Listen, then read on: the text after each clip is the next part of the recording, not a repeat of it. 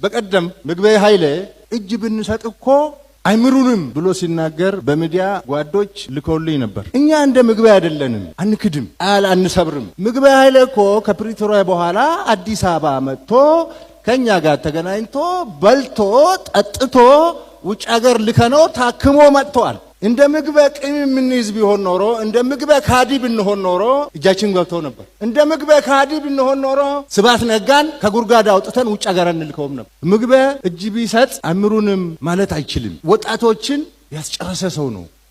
ደም እጁ ላይ ያለበት ሰው ነው። እኛም በዚህ መክሰስ አይችልም። ይልቅ እንደ 2013 ዳግም መፎከር የለበት። 2013 እንደዛ ፎክሮ ጦርነቱን ለኩሶ ጀምሮ የሆነውን ውጤት ያውቃል። ግን እንደ 2013 ዛሬ በ2018 መፎከር የለበት። ያኔ እንኳን ቢፎክር ያምርበታል።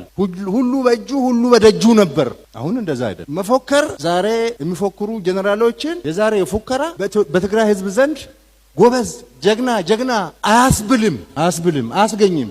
ጀግንነት አያስገኝም፣ ጎብለላ አያደርግም። ምክንያቱም የ2013 ፉከራ በትግራይ ህዝብ ላይ ያመጣውን ጣጣ የትግራይ ህዝብ ሙሉ በሙሉ ገብቶታል። ስለገባው የአሁኑ ፉከራ ተባባሪ አይደለም። የትግራይ ህዝብ ይልቅ መውጫ መንገድ ነው የሚፈልገው። አሁን ከገባበት መውጫ መንገድ ነው የሚፈልገው። ምግበይ ኃይሌ አዲስ አበባ መጥቶ ይሄ ጦርነት መብቃቱ ፕሪቶሪያ መፈረሙ ደስ ብሎኛል እኮ ለኔ። በቀደም የሚያወራውን